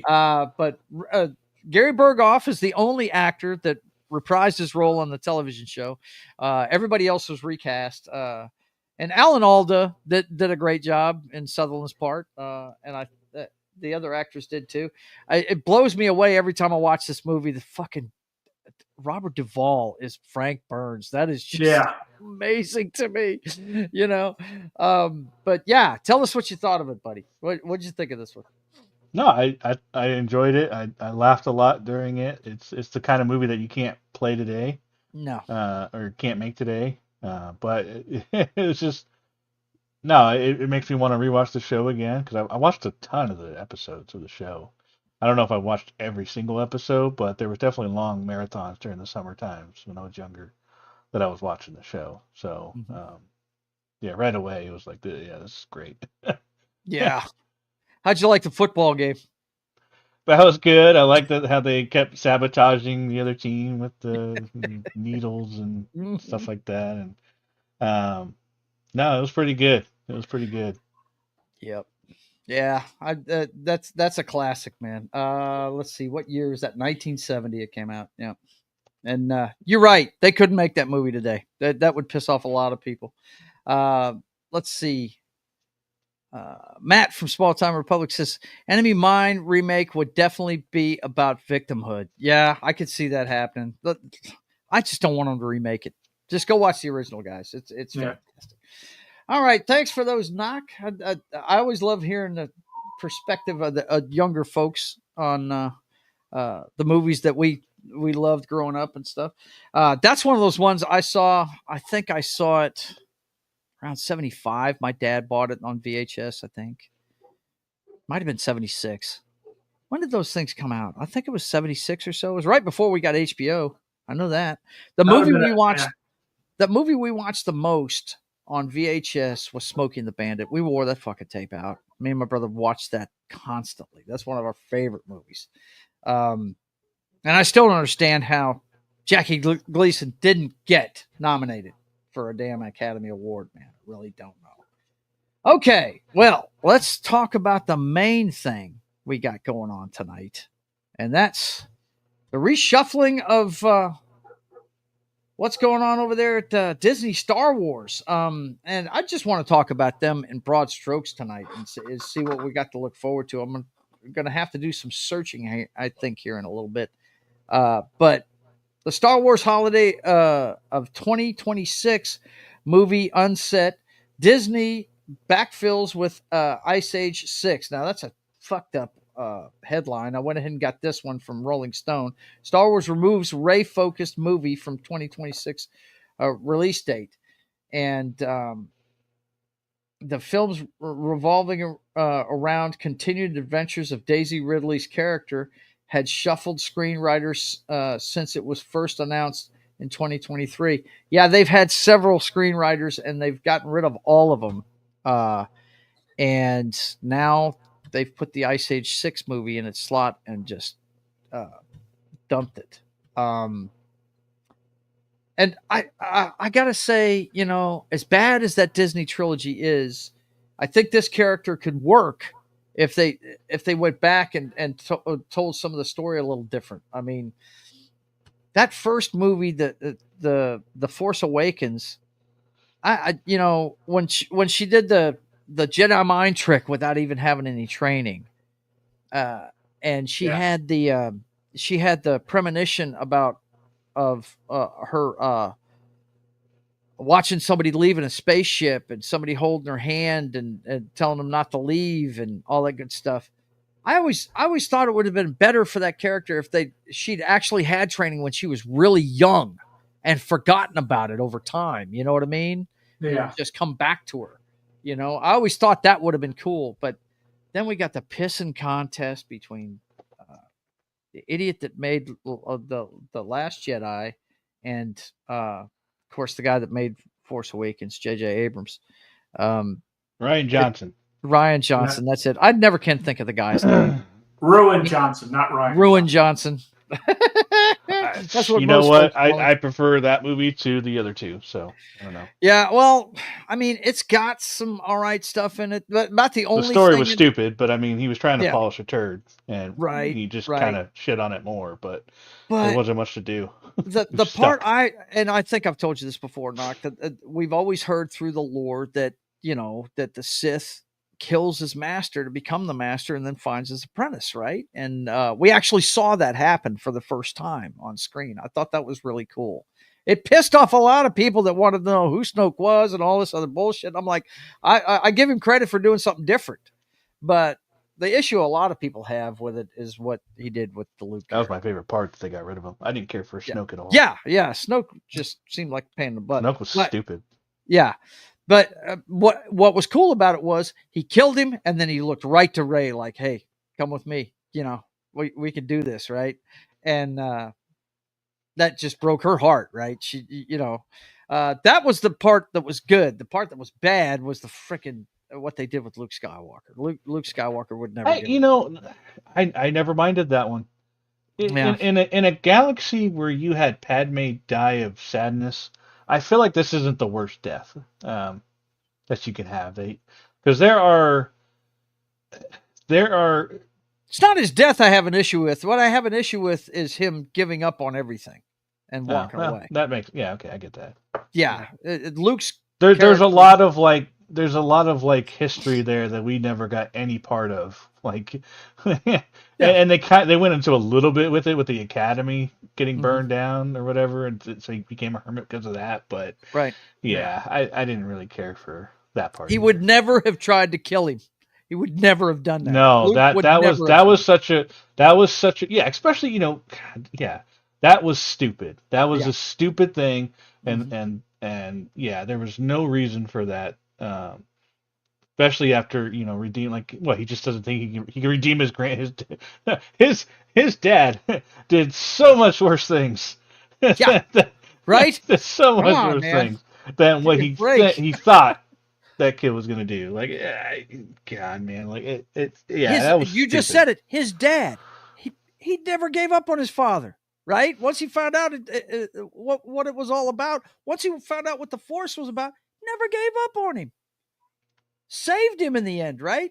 That's why I say what they did with that character is horrible. I have no issue with the way introduce a new Force power.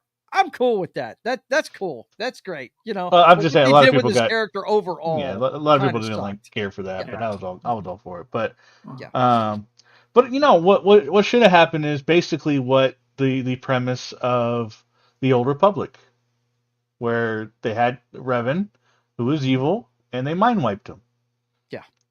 That should have been the worst case of what he did to Ben.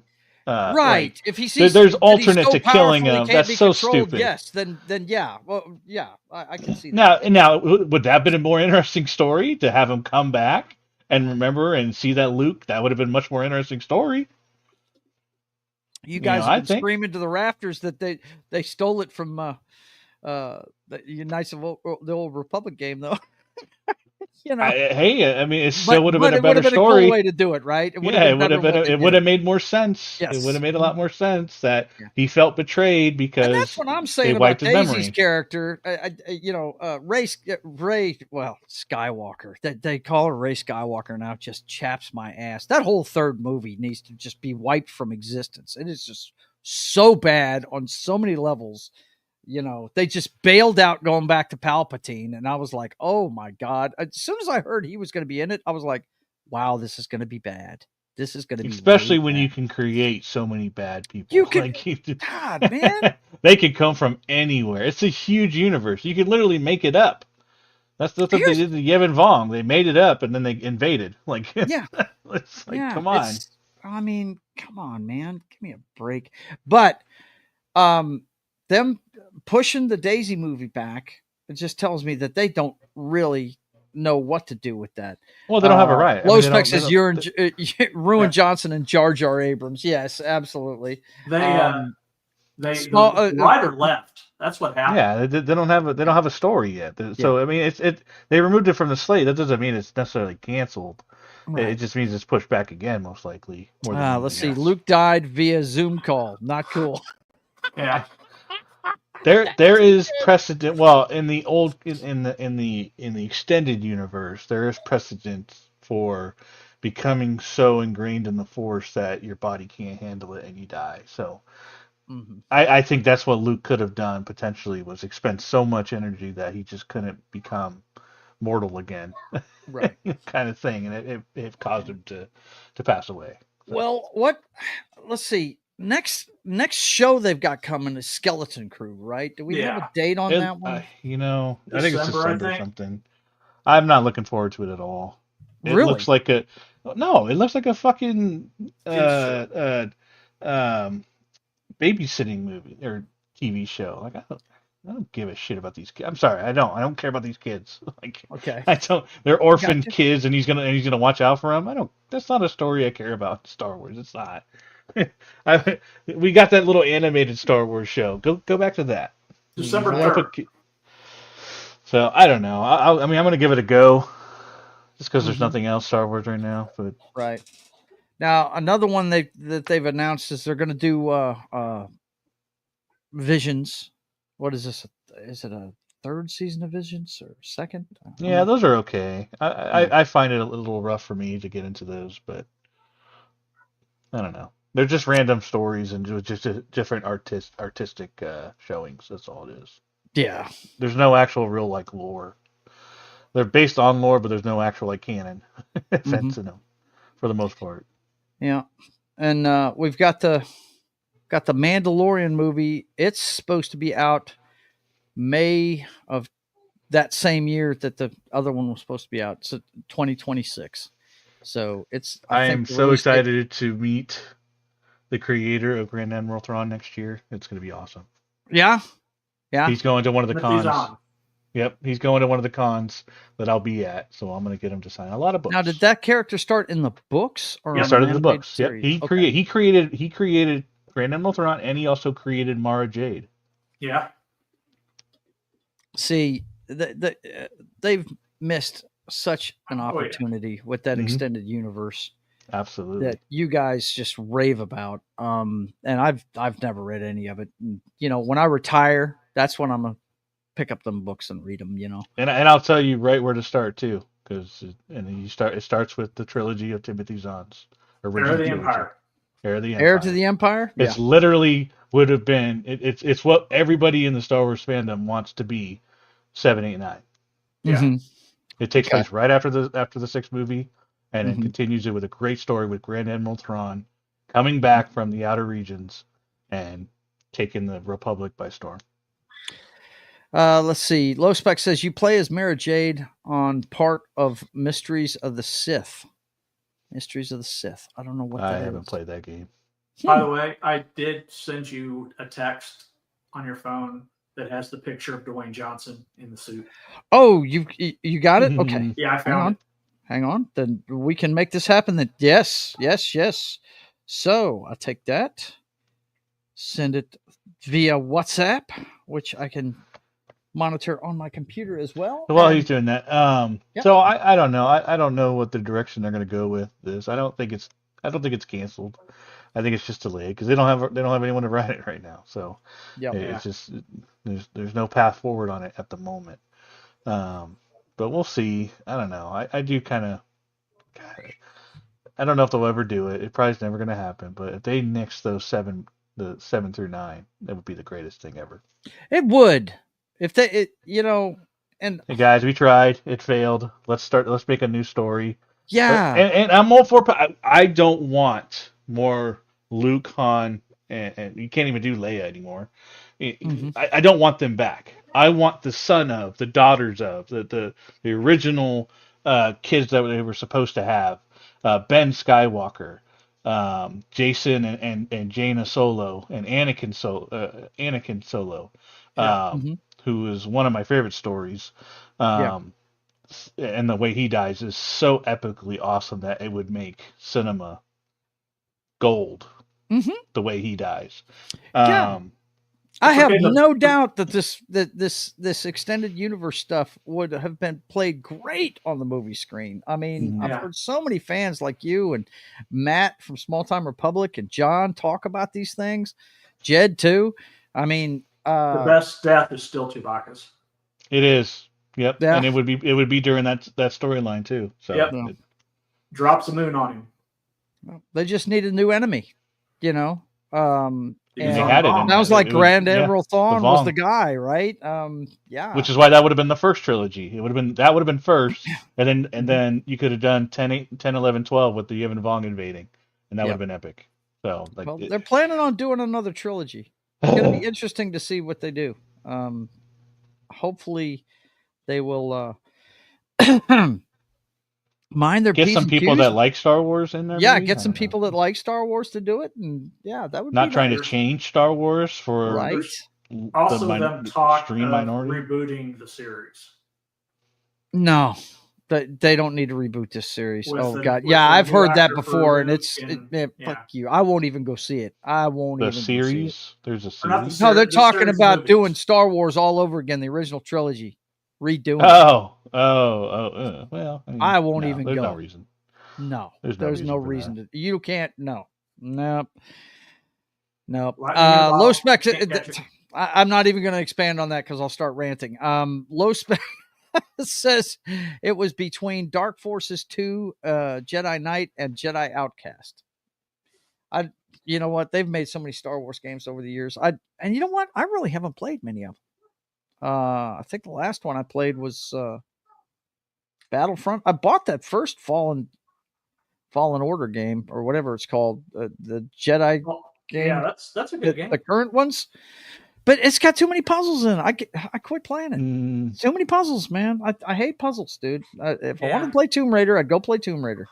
Yeah, yuck. Don't like that. But I think the one I played the most when they were first coming out, they had an X-Wing pilot game that I played a lot. And X-Wing and TIE Fighter. Yeah. And then there was X-Wing versus TIE Fighter. Yeah. I played that one a lot. I did like the space flying games a lot. Oh, I played the hell out of those. Yeah. But anyway, so we've got Skeleton Crew. We've got the Mandalorian movie. And then they're supposed to be doing one about the beginning of the Jedi Order, right? About the first Jedi, right? That was a rumor, but I mean, I don't know if they've. Well, they announced all this at Star Celebration. If you remember, we covered that. They announce a lot of things at these things, and don't actually whether it actually happens or not. They are starting. They're supposed to start filming Ahsoka in the first of the year. So they're doing a season 2 of Ahsoka. Yeah. Oh. I kind of hope they go back and do some more flashbacks and feature that one chick, the young girl. Yeah. Where they could do some more fight scenes with her because she was really good. Yeah, she was. Yeah, and she's going to have to carry the mantle without Ray Stevenson. So, if there's going to be any mantle picked up, I'm talking about the a different the girl that played the young Ahsoka. Yeah, the young Ahsoka. That's what I'm referring got you. to. If they do more flashbacks, no, yeah. As far as her, as she goes, who you're referring to, yeah, I'm interested to see her pick up. I didn't care for that whole. He lets her go and she becomes like the queen of the mercenaries or some shit. I don't care about that. Yeah. I wanted her to continue the journey her master, left her. Do you would you be cool with them recasting Ray Stevenson and carrying out this guy's arc? Because it was an enigma. We really didn't know what he was, right? He's not a Sith, according to you. He wasn't a Sith, right? He's a fallen Jedi of some kind, but he's not Sith. Yeah. Well, didn't they? Isn't he part of the Tales? Didn't they do a short with him? I don't know. I feel like there was. I can't remember if it was a comic or something. I feel like they did something with a little more background on him. But that's one thing they got to stop doing. Now, look, if you want to tell a story, tell the fucking story. Quit making fucking comic books and books you got to read about to fucking explain something after the fact. Put it in a fucking show. On IMDb, they say they're recasting Baylan Skoll. They are. Okay, good. It's going to be interesting to see who they pick. Yeah, because that's big shoes to fill, man. Ray Stevenson was badass. Loved him. Samuel L. Jackson. Okay, there we go. No. Come on, bro. They're gonna race swap him and this is fucking Disney. recast him. This is Disney we're talking about. Come on, bro. This is Disney. Well, actually, you're gonna have Samuel L. Jackson back with a lightsaber. It won't be purple. Purple lightsaber. Oh my god. Jeffrey Dean Morgan is one of the leading choices for it. Ooh. Remind me. Jeffrey Dean Morgan. Negan, bro. Oh, yeah. Okay, yeah. Or as I like to call him, the comedian. Yeah. That's that. Go ahead. Not just watched Walking Dead recently, so that's why I use Negan rather than the comedian. Yeah, exactly. When we went to the Fan Expo a few years back, and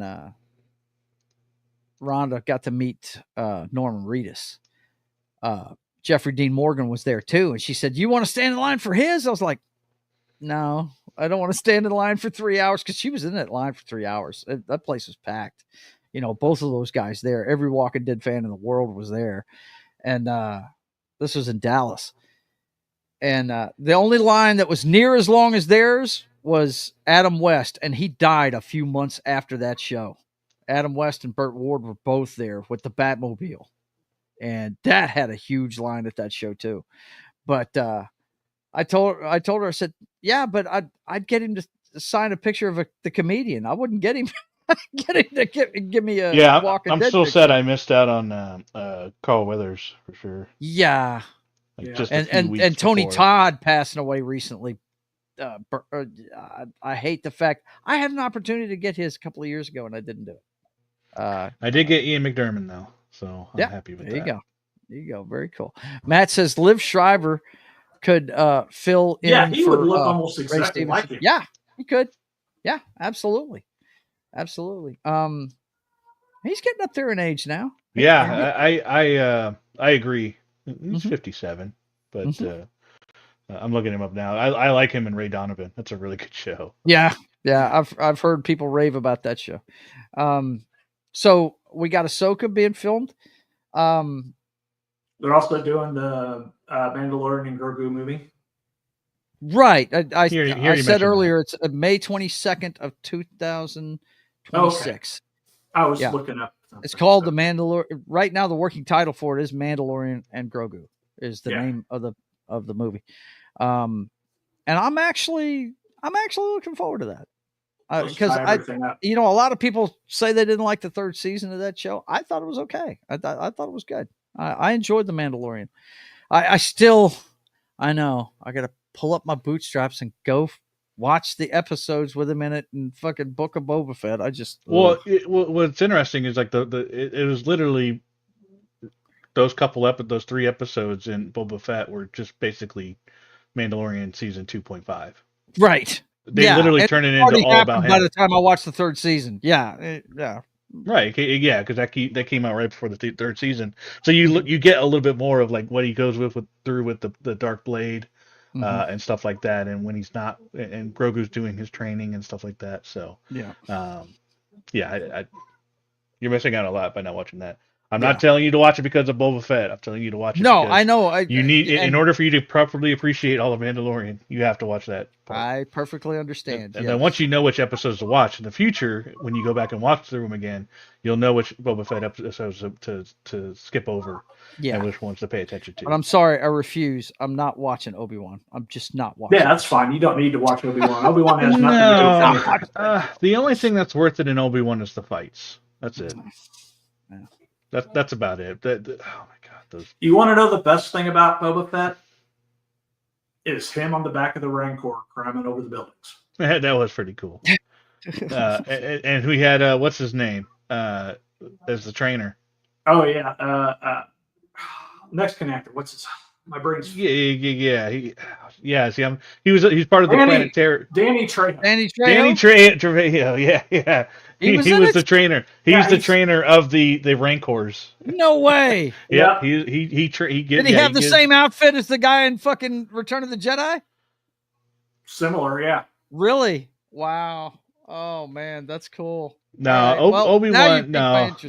I like. Unfortunately, I've got a picture of Danny Trejo over here on the wall. Foxy met him at he was telling his story. He's a recovering alcoholic on top of everything else he's done in his life. And he was talking at an AA thing, and she was a counselor at the place that I work at now. And she went to go see him speak and got a picture with him. He is a short dude. He's right. Same height as my wife. Yeah. I've seen him. He's short. But great actor. I love the guy. Obi-Wan destroys more lore than anything else. Yeah, you could skip. Yeah, it's like I said, it's only good for the fight that everybody wants. Another fight between him and Hayden. That's about it. That's it. The scenes with young Leia running was so cringy. It was beyond cringe. Yeah, it's painful.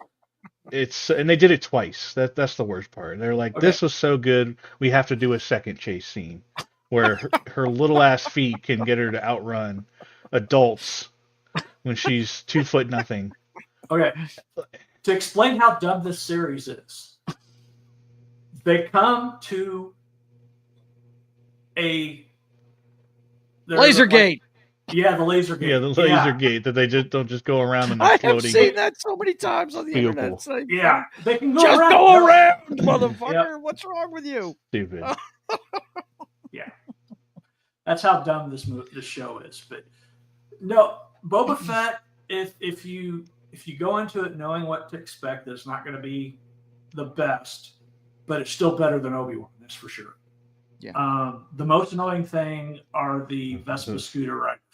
Yeah. What's so Rangers? funny about that? Yeah. And that's why I loved it. It was because of how I'm always going to be a fan of colorful vehicles because of Power Rangers. That's what I grew up with. I love the very magnifying colors that they use. So when I see stuff like that, I'm immediately interested in it. Now, it looks stupid when they were racing through the town. It looked like they were going 5 miles an hour, which is, they might as well have just been running. Right. So, but I love the look of the Pikes. They're one of my favorite things in the show. But yeah, the Pirates, the gang was cringy as hell. But no, you got to watch it for the Mandalorian parts. That's when it became really interesting. Like, holy shit, I wasn't expecting to see him. And it just became all about him. That was it. My theory is the Vespas are a tribute to American Graffiti, George Lucas. Yeah, it could have been. I guess I wouldn't know because I haven't seen it. I'm just gonna. What is it? The last 3 episodes of it, or the Mandalorian episodes? Is that it? I think it's like like past the midway point. There's a couple episodes, and then it goes back to Boba near the end, like the last episode or two. So it's been a while since I watched it, but that's a shame because I dug the Boba Fett character, and I turned. Yeah, they definitely ruined him. They definitely ruined it. They nerfed him. Yeah, they nerfed him. The shit out of him. And what's funny is in the extended universe, he comes back with a vengeful streak because his daughter, they gave him a daughter, was killed by Jason Solo. Yeah. Oh shit! So he was looking for that dude. So he was, like it's nuts. Let's go after him. It's crazy, man. Like the story is so much better. I know that's how you do that character, man. Right? It's like you don't bring him back as a pussy. I want to be good now. By the way, the picture that John sent me. This is it here. That is The Rock in the skin suit. I guess small. It doesn't look bad, but the you can definitely tell the difference in the flesh.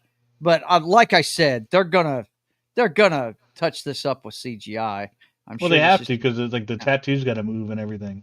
Right, and so yeah, they've got a couple of other pictures, but that's the best one out of the 3 of them that we've got out there right now on the internet. Just look for it, you'll find it. But that's the big body suit they got for him. Yeah. But yeah, get back to Star Wars. I just wanted to discuss it tonight to see what you were looking forward to, what you're not looking forward to, and just get your thoughts about Daisy Ridley's character, Rey. I just really feel like, first of all, I root for the actress because she she's following the path kind of Sydney Sweeney. She's doing a bunch of independent films and stuff because she can't get work ever since those Star Wars movies. It's almost like she's been blacklisted. They're not giving her any work. So she's doing a bunch of independent stuff, trying to build her resume and build her up some money so she can start producing some of her own stuff too. And I've always thought if they did, when I saw Force Awakens, I thought it would do that character a lot more justice to have her have had some training, have forgotten about it somehow. You know what I mean? It blocked from her memory or whatever, that would have made more sense to me. Kind of like Cal Kestis in the video game, where he was a full on Padawan, and then Order 66 went down, and he basically stayed away from it for the most part, right? To stay hidden, and went to remote planets, and then kind of regained his powers as he got back into action, so to speak. Yeah. So yeah, no, I can see that's a story that's been told, so it would be recognized as such. Well, kind of like what you were saying earlier about referencing something from the extended universe and putting it into a different character that would have worked. Yeah, So that's actually not extended universe, but yeah. Okay. Cal Kestis story is canon. Okay. Yeah. Oh, okay. Well, there you go. Those video games are canon. Yep. That's what made more sense to me when they went in the direction they went with all of this stuff. The whole Palpatine thing just. Yeah. It ruins the entire. No. I mean, I'm not gonna. We've gone over it and over it, but it just irks the shit out of me. Yeah, if they could just wipe out that last movie somehow, we'd be okay. Well, we need to put the last blame where it really belongs, which is George Lucas. It's his fault. He sold it. Yeah. Well, yeah. The creator got rid of it. Yeah. And. I have to admit, I am looking forward to Ahsoka season 2. I did like the Ahsoka series. I enjoyed it, but then again, I dug it. It was the fighting that was lackluster, I think. Yeah, especially when you look at the animated series with Ahsoka, she's fucking doing triple flips and the kind of things that Rosario Dawson's too old to do at this. Yeah, I was going to say that the actress they chose to play her is not the spryest chick in the world, but it's not supposed to be, right? She's supposed to be older and wiser at this point, right? Mm-hmm. So it's kind of fine in that way, but still the fight scenes, look, you had to Christopher Judge in the second Clone Wars with the battle with Anakin. It looked awesome, right? So you telling me you can do that again? Like what?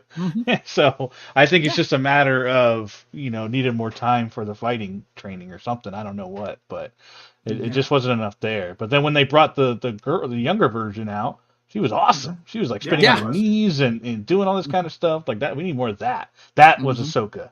Yeah, that we knew and loved. So, but I'm a big fan. I'm a big fan of not only the Clone Wars series, but of Rebels. Mm-hmm. And these characters were in Rebels too, right? Yeah. Oh yeah. This is like Rebels season 6 or whatever, season 5. Gotcha. And what's crazy is we're not even mentioning the best character, the best villain in all of Star Wars. Grand Admiral Thrawn. He is now unleashed into the universe, which is awesome. Yeah. To Matt, it's got to, and I think that's going to be if I get to, because I know there's going to be panels with Timothy Zahn. I got to ask him, did you think that this was a character that was going to end up being on the big screen? Mm-hmm. Like that's got to be nuts to have created this. This is yours. He created that, and then now it became canon, and the character was so beloved that in the extended universe they killed him, and he was so good that they brought him back into the new canon. Like that's how good his character. They could redo him again because he's such a good character. They could redo it, and he's basically the same as what he was in the extended universe. It's the same kind of guy. Did you like this version of him in Ahsoka? I think he made too many mistakes. He's not. It's not like he doesn't make mistakes. I mean, he makes mistakes. They're like it's like Dumbledore in Harry Potter, right? He just knows things, right? And so when he comes up with an idea, it's usually the right idea. But when he's wrong, there are certain cases in the books where you saw where his thought process was logical, Mm-hmm. but like there's a point where he doesn't think Han Solo would ever leave the Millennium Falcon.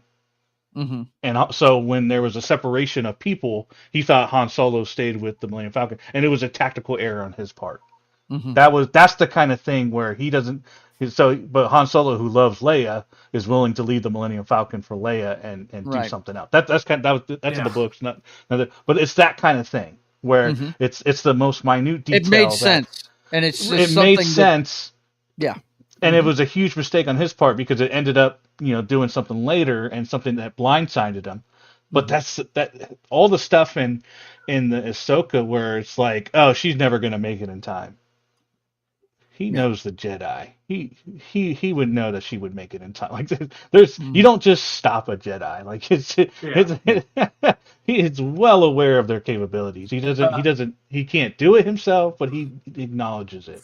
So you think the Disney guys they get the broad strokes of the character, but they don't. They need to find. I think he made a little bit too many mistakes for that in that show. I think he underestimated where he wanted up in real character.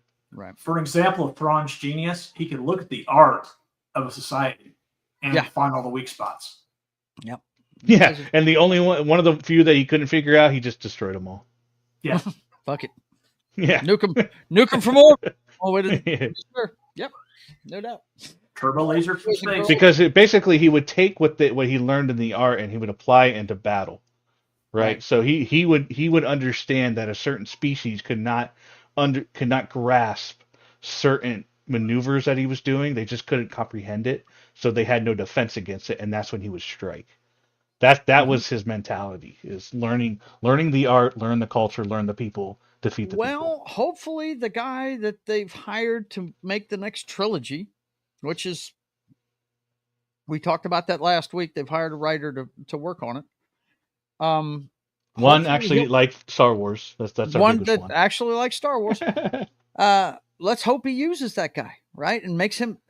Could he be a Darth Vader type figure in the next trilogy? Could he be the guy that they're trying to stop?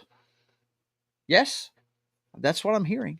That could be. I don't know if they're going to use him in the trilogy. Yeah. I mean, it sounds like they're just doing that one-off movie and then kill him off, which is unfortunate. But like I said, I covered it last week.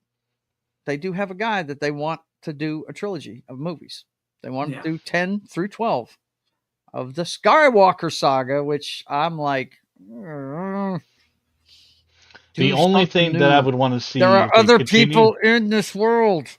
The only thing that I would want to see what them do with that trilogy is justice for Finn. That is one thing that we never got. Yeah. That was a shame. Great character start. Wasted opportunity. Man. Yeah, just gone. Just went by the wayside. Side character, side quests. Give them Space Force. I want to see them do a series with Cal Kestis and have Cameron Monaghan play him in real life because the character looks just like him in the game. So they modeled him after him. I'm all for it. Well, I think that would even if they redid the video games. Oh yeah. The only problem is that scene in Obi-Wan where they're in the underwater prison is the exact same scene in the video game. They stole that from the video game. Yeah, they did. I've always wanted to see a movie version of The Force Unleashed, the first one. I thought that was a great. Hey, anything with more Sam Witwer. I am all for. I need more of him. I'm waiting for him to show up at one of these cons. I can't wait. He's at the top of my list of signatures. Dude, he's got his hands in so much shit, dude. It's not even funny. Yeah. Okay, boys and girls, that's it for this week. I knew we'd have fun talking Star Wars because I know my guys love it, and I thought that story right there. I've always liked the Rey character. I just thought it's a missed opportunity, just like the Finn character. They set up some good characters. I like Poe in Force Awakens. Yeah. But God, they turned them all into clowns by the end of it, man. It's just ridiculous. Anyway, okay. we're done for tonight, guys.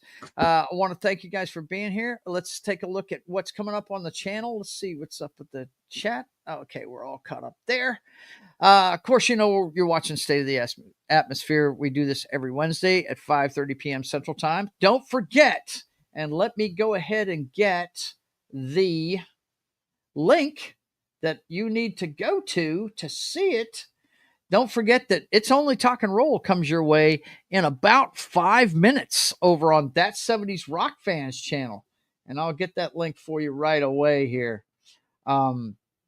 This is what's going on over there tonight. Hang on a second. Let me pop this up here. I didn't see the thumbnail earlier today for this, but yeah, we're just getting over there and talking about all our stuff. So you guys come check it out. A bunch of friends getting together and talking about all our stuff. I'm going to be drawing during it, so you guys come check it out. It's Only Talk and Roll comes your way in about 5 minutes over on That 70s Rock Fans channel. I'm not big name enough to set up automatic links yet, but one day I will be, and I'll set up an automatic link. But until then, I want you to go ahead and use this link right here to go over there. There it is right there. Just go over to That 70s Rock Fans channel when the show is over. And then, of course, Friday, I'll be live at Shop Till You Drop, the vendor market that me and Rhonda go to about 5 times a year. I'll be peddling my portraits and telling people about my comic book as I work on it. So come check it out Friday at 1 p.m. Central Time. And then Knock and John will be busy with Game Night with John Friday at 8 p.m. Central Time on the Pop Culture Minefields channel playing Fallout. So go check that out too. This week. Next week, we're off. Next week, you're off. Okay. For gotcha. Thanksgiving. So, but this week, the week before Thanksgiving, he'll be on this Friday at 8 p.m. Central Time. And then Sunday, it's pregame party. We do it at 10 a.m. Central Time. We talk about all the college football happenings on Saturday and get you ready for your Sunday afternoon games. 10 a.m. Central Time on my channel. And then, of course, it's Military Monday over on Pop Culture Minefields channel every Monday at 10 a.m. Central Time. If you missed the Tomorrow War show, go check it out. I'm not sure what we're doing this week, but it'll be a military movie, and we'll talk about it on Military Monday on Pop Culture Minefields channel. And then, of course, the Brothers Hack the Matrix at 5 p.m. Central Time on Monday. Everything you need to know about the clown show that is 2024 through today's headlines. Brothers Hack the Matrix, 5 p.m. Central Time on my channel. And then Papa Joe Gamer After Dark, video games, cocktails, and fails. I actually finished Brutal Legend last night, boys and girls. Yeah, I did. I was shocked that I did it. I was like, whoa, this is the end of it? Wow. So I'm going to be playing Madden this week, getting ready for Mass Effect 2. Mass Effect 2. I was hoping. Andromeda. Oh, okay. All right. No. What? What?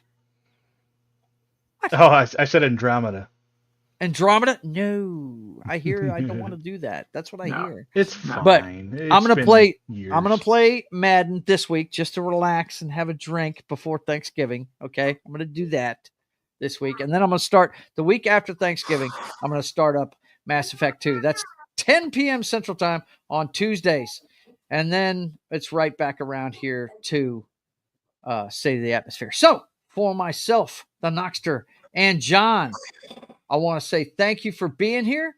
And until we see you again, I want you guys to keep on keeping on. God bless.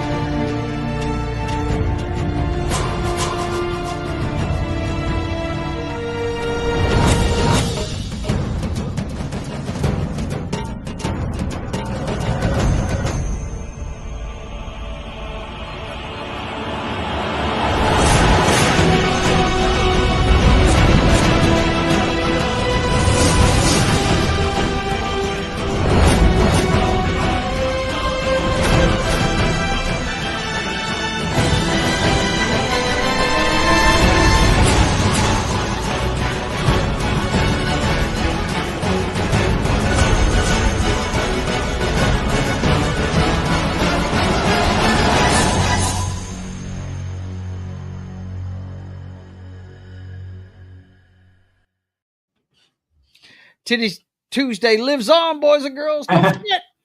We'll see you next